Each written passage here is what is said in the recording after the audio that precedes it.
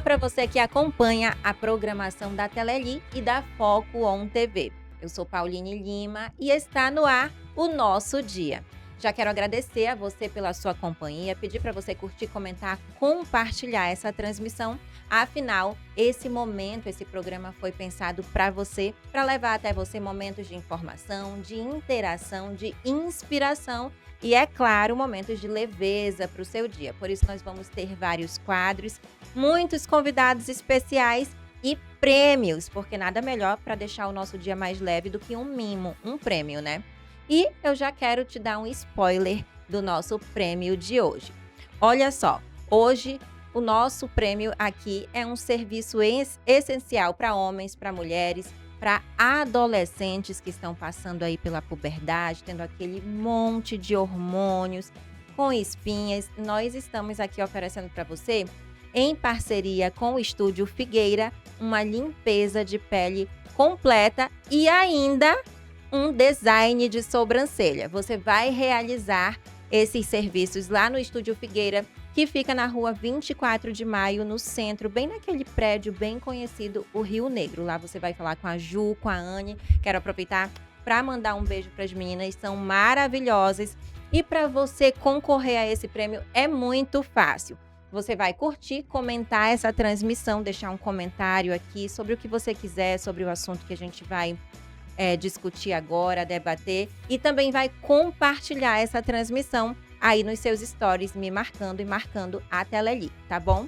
E quem sabe você será o ganhador desse prêmio. Agora eu quero falar para vocês do nosso quadro de hoje. Falei que durante os programas eu ia apresentando os quadros para vocês, e hoje eu apresento o quadro É Direito Nosso. Nesse quadro nós vamos receber sempre um advogado aqui ou uma advogada para trazer assuntos que são importantes para o nosso dia a dia. E como nós estamos em ano eleitoral, nada melhor do que falar sobre esse assunto para trazer alguns esclarecimentos para vocês. E hoje nós vamos falar sobre direito eleitoral.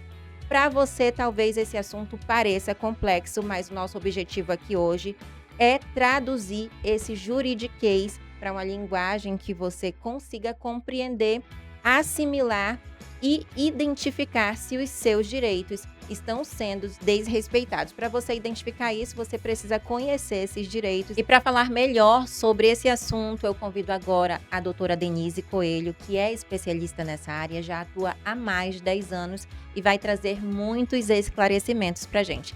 Vem para cá, doutora, seja muito bem-vinda. Obrigada, Pauline, obrigada a todos vocês. Quero te parabenizar pelo programa, desejando muito sucesso, falar da importância da informação de qualidade no nosso dia.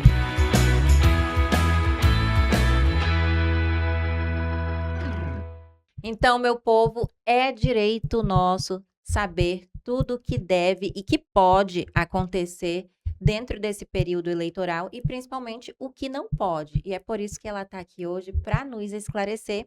E eu já vou pedir, doutora, para a senhora começar traduzindo esse juridiquês, explicando para quem está nos assistindo o que é, no que consiste o direito eleitoral e de que maneira ele impacta a vida do cidadão comum. Então, Pauline, é muito pertinente a gente esclarecer que o direito eleitoral ele não é apenas para partidos políticos e candidatos. O direito eleitoral ele serve para nós enquanto cidadãos também, porque no momento que a gente vai prestar um concurso, a gente tem que apresentar aquela quitação de direito eleitoral. E é nesse momento que aquela pessoa que não votou ou não justificou a ausência no último pleito de 2024 precisou se regularizar no início do ano, porque esse prazo, para nós, enquanto cidadãos, ele já fechou. Somente após o segundo turno é que a gente vai precisar se regularizar novamente. Além disso, Paulinho, é importante a gente destacar aqui que a partir do momento em que a gente tem o jogo eleitoral, as eleições, elas são estabelecidas regras pelo Tribunal Superior Eleitoral. E a gente, enquanto cidadão, a gente também tem que fiscalizar aqueles agentes que estão no jogo eleitoral. É por isso que é muito importante, tanto para a gente enquanto cidadão, mas também para aqueles que estão participando do jogo eleitoral.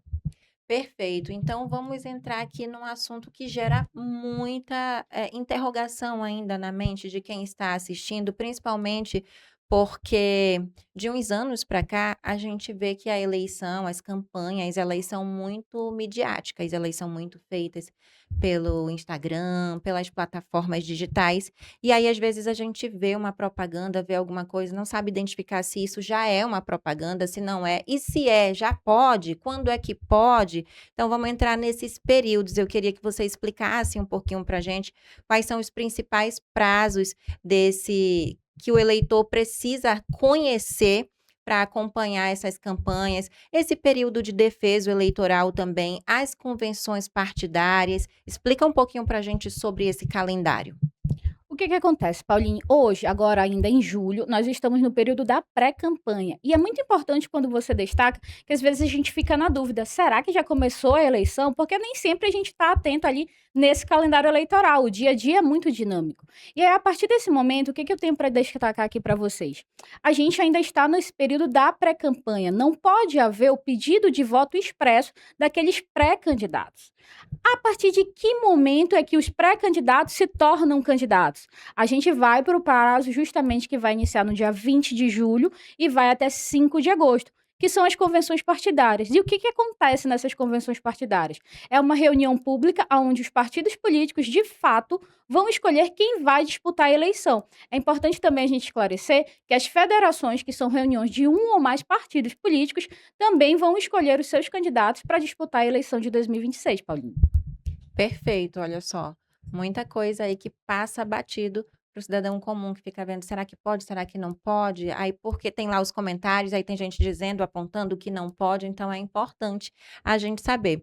Mas tá, doutora, depois das convenções partidárias, começa de fato a propaganda eleitoral. E aí eu queria que a senhora explicasse para a gente o que pode e o que não pode nesse momento. A partir do dia 16 de agosto de 2026, vai iniciar a propaganda eleitoral da rua. Aí, de fato, aqueles que foram escolhidos durante as convenções partidárias vão poder fazer o pedido de voto expresso, vão poder colocar os seus números, porque eu não comentei, mas o que acontece? Durante essa pré-campanha, além do pedido ser proibido o pedido de voto expresso, a gente também não pode ter a inclusão de números. Somente a partir do dia 16 de agosto, quando começa a propaganda de rua e das redes sociais, é que a gente vai ter esses pedidos de voto, vai ter os números. E quando é que começa aquela propaganda gratuita da televisão e do rádio? Somente a partir do dia 31 de agosto e vai até 1º de outubro. Vai ser aquele período onde a gente vai perceber, tanto no rádio quanto na televisão, a propaganda gratuita dos partidos políticos. E agora, uma pergunta que gera polêmica.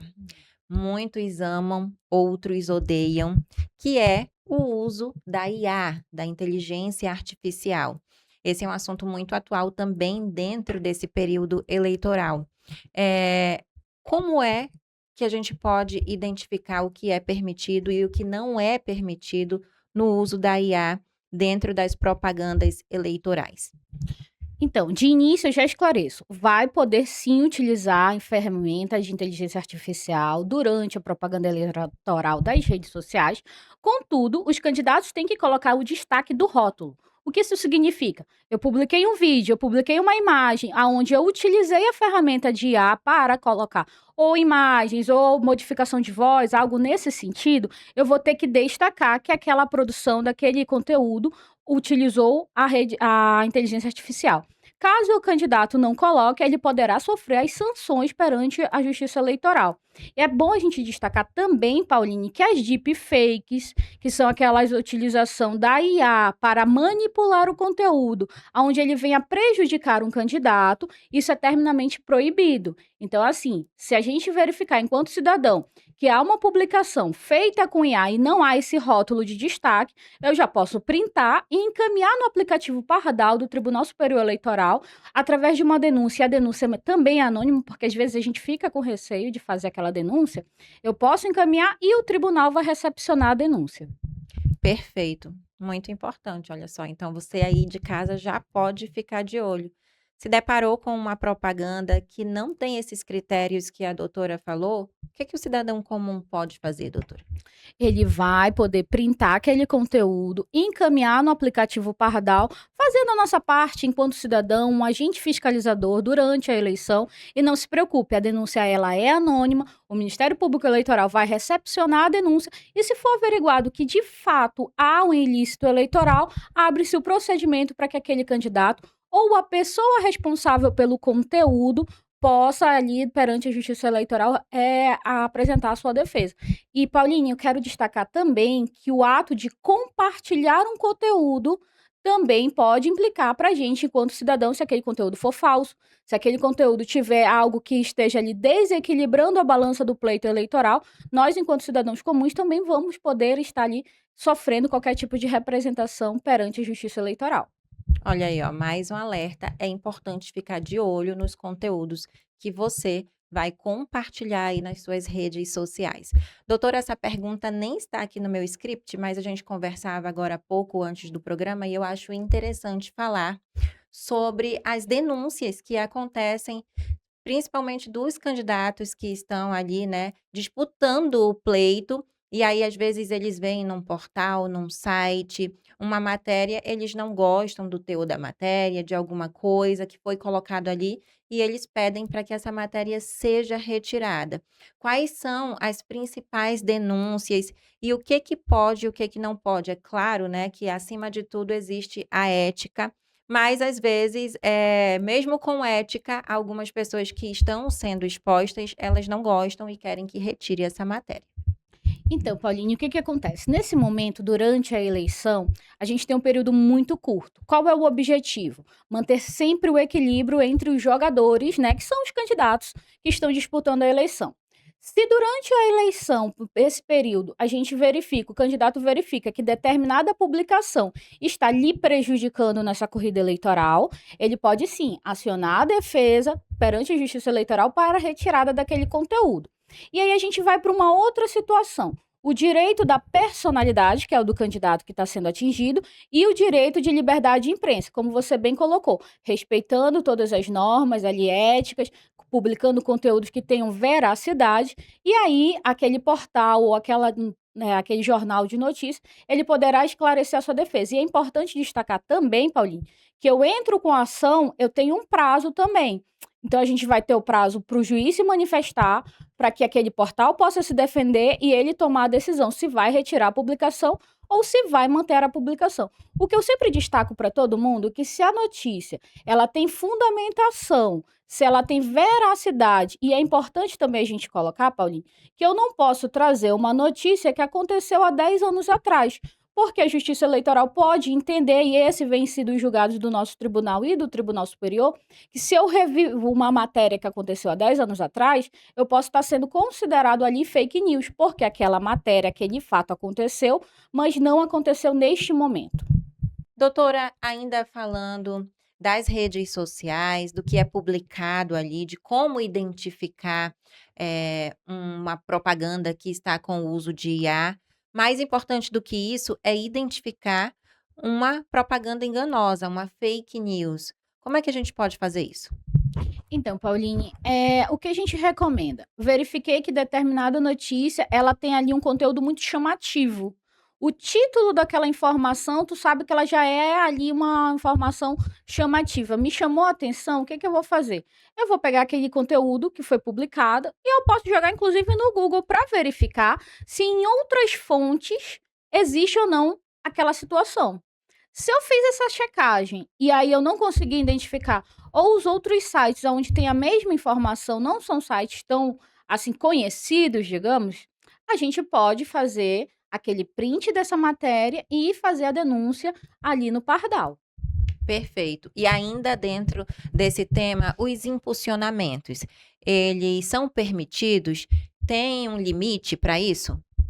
É muito interessante essa tua pergunta, Pauline, porque o que acontece? Na eleição de 2022, que foi também uma eleição onde a gente tinha candidatos presidenciáveis, o primeiro marco que a gente teve em relação a uma candidata que ela foi cassada depois de ganhar, e não foi aqui no Amazonas, foi no Paraná, é porque ela impulsionou, ela acreditou mais durante a pré-campanha, esse momento em que a gente está vivendo, do que ela pagou impulsionamento durante a eleição de fato. O que acontece? É permitido sim o impulsionamento durante a pré-campanha e durante a campanha de fato, mas eu tenho que ter, enquanto candidato, aquela proporcionalidade. Exemplo, durante a pré-campanha eu gastei 10 mil de impulsionamento durante esse período, eu vou ter que, pelo menos durante a campanha, gastar 10 mil, para que a gente não tenha esse desequilíbrio. Eu gastei mais de impulsionamento durante a pré-campanha do que durante a campanha de fato, Paulinho. Então, sim, é permitido o impulsionamento, e o tribunal tem uma regulamentação muito específica durante a eleição. Eu tenho que utilizar o CNPJ da campanha, o candidato, eu tenho que vincular na plataforma Meta, e somente com o CNPJ e com as contas eleitorais é que eu vou pagar o impulsionamento durante a minha campanha. Perfeito, acho que ficou bem claro essa parte aí pra gente, né. Doutora, ainda falando em redes sociais, porque não tem mais como fugir desse assunto, não tem como desvincular eleições, propaganda eleitoral e redes sociais, tá tudo vinculado hoje em dia. É a principal maneira que os candidatos buscam de se comunicar com o público, ter um alcance maior. Aí fica uma pergunta, que a gente vê muita gente aparecendo nesse momento de eleição. A minha pergunta é: quem pode se manifestar? Sou funcionário público, posso me manifestar? Sou blogueira, tenho 200.000 seguidores, nunca falei de política para o meu público, mas agora no ano eleitoral, do nada decidi que vou falar, vou apoiar um candidato. Posso me manifestar nas redes sociais? Então, Pauline, inicialmente a gente tem que fazer uma diferenciação aqui. A primeira vedação é que é proibido o pagamento por candidato ou partido político a esses digital influencers, esses blogueiros, tá? Então, a resolução do tribunal desse ano do TSE é a proibição de pagamento ou favorecimento, também tem essa expressão, para esses digital influencers, essas pessoas que têm como atingir o maior número de pessoas nas suas redes sociais. Esse é o primeiro ponto. Agora, em relação aos funcionários públicos, e aqui eu vou abrir até uma parte em relação à situação, porque também sempre me pergunto, as pessoas que trabalham no privado, se elas recebem algum tipo ali, digamos, de coação pelo seu empregador durante esse momento eleitoral. Então, assim, gente, a resolução, a legislação eleitoral, ela destaca que qualquer um dos funcionários, tanto público ou do privado, eles têm a liberdade, né, para fazer essas denúncias anônimas perante o Ministério Público Eleitoral, para que não tenha nenhum tipo de coação do eleitor, independente dele ser um servidor público ou ele ser também um funcionário do privado. Perfeito. E ainda falando nesse apoio que os candidatos recebem nessa época, a gente também vê muitas empresas se manifestando, apoiando o candidato A, B, C ou D. Isso é permitido? E até onde é permitido uma empresa, seja ela pequena ou de grande porte, apoiar um candidato? Então, Pauline, desde a reforma da legislação eleitoral lá de 2017, aonde começou a vedação do poder um privado, uma empresa privada fazer a doação a determinado candidato, que foi quando a gente veio que somente o financiamento público ou do particular pessoa física até 10% do seu rendimento declarado do exercício anterior. Então, você vê que são muitos pontos que a gente tem que ligar para chegar Sim. na doação de campanha eleitoral. O que acontece? Não é permitido a empresa, a pessoa jurídica, fazer propaganda eleitoral. Eu tenho o meu mercadinho e eu quero apoiar a Pauline. Eu não posso fazer isso. Eu, enquanto pessoa jurídica, a empresa. Mas eu, Denise, enquanto cidadã comum, pessoa física, eu posso apoiar a Pauline. Então, nesse sentido, gente, o que eu destaco? As empresas, elas não podem fazer nenhum tipo de apoio aos candidatos, tanto na questão da doação por conta da reforma eleitoral, como também da questão relacionada a somente fazer o apoio, colocando nos seus estabelecimentos, colocando aquele bannerzinho. Eu não posso ter esse tipo de publicação das empresas. Perfeito, então ficou claro aí, né. Não importa se você vai no açougue do Seu Zé ou numa grande empresa lá no shopping, tem ali a foto do candidato, viu que tem alguma campanha, alguma manifestação, já pode entrar no pardal, né, doutora? É, o pardal, na verdade, ele vai começar a ficar disponível a partir do momento ali da depois das convenções partidárias. Mas eu posso guardar, eu vi, já verifiquei essa situação. Eu acredito que nesse momento da pré-campanha a gente ainda não tenha nada tão explícito nesse sentido como a gente estava comentando, mas durante a eleição é possível sim a gente verificar esse tipo de conduta. Tirei a foto, encaminho no pardal. Perfeito. Agora eu quero fazer uma pergunta para você que está acompanhando esse bate-papo aqui super esclarecedor. Já recebeu aí no teu celular um WhatsApp de um candidato conversando com você, pedindo voto? Porque eu já recebi. É muito comum isso acontecer em ano eleitoral. Receber aquelas mensagenzinhas que eles mandam ali em forma de lista de transmissão e é chato, né, gente? Como é que a gente faz nesse caso, doutora? Pode, não pode? Se pode, até quando? Então, Pauline, só vai poder fazer esse tipo de lista de pedido de transmissão, de publicação, de compartilhamento, pedindo voto de fato, a partir do dia 16 de agosto. E é muito importante para a gente, enquanto eleitor, destacar e saber que nessa lista de transmissão ele tem que colocar ao final da mensagem a informação se você quer ou não receber aquele tipo de conteúdo. Pode ser no WhatsApp, pode ser no e-mail, SMS, tem que ter essa informação para que eu possa ter a possibilidade de não querer mais receber também esse tipo de conteúdo. A partir do momento em que o candidato não coloca expresso que se você quer ou não receber, eu também posso printar a mensagem e encaminhar no pardal, porque todos os candidatos, que são aqueles principais jogadores do tabuleiro durante a eleição, eles são os primeiros que precisam cumprir as regras. Perfeito. E o legal desse bate-papo é que a gente consegue entender que algumas coisas podem, outras não podem, e algumas podem até um certo limite, até um certo dia. Então, é importante a gente estar ligada nessas datas, nesses pontos. Doutora, outra pergunta, outra coisa que acontece, ainda acontece, né? É brindes. Brindes, presentes, distribuição, assim, nesse período eleitoral de campanha. Também volto a perguntar o que que pode, o que que não pode, até quando pode e a partir de que momento isso pode ser considerado compra de votos. Então, Pauline, antigamente, como é que funcionava? Isso muito antigamente. A pessoa recebia a camisa do candidato, já esperava esse momento, pô, eu vou ganhar a camisa do meu candidato aqui, já tenho a minha camisa, né? Vou receber um bonezinho. Então, o que que acontece, gente? É permanentemente proibido durante a pré-campanha e durante a campanha de fato o favorecimento ao eleitor. E o que que seria esse favorecimento ao eleitor? Ou o abuso do poder econômico? A gente receber essa camisa, esse boné, essa cesta básica, qualquer tipo de favorecimento ao eleitor, eu vou estar ali cometendo um ilícito eleitoral. E aí, sempre como eu coloquei durante a nossa entrevista, qual é o objetivo da legislação eleitoral? É que a gente possa equilibrar o pleito para que todos aqueles que estão disputando a eleição possam ter ali igualdade no momento de estar concorrendo à eleição. Perfeito. Então, mesmo uma pessoa fazendo de maneira particular, eu quero apoiar o candidato X. Quero usar ali no dia da votação, eu quero ir ali com alguma coisa que demonstre que eu estou apoiando. Isso também não pode. Não. Aí, nesse sentido, o que acontece? Eu, enquanto eleitora, eu posso fazer a minha livre manifestação.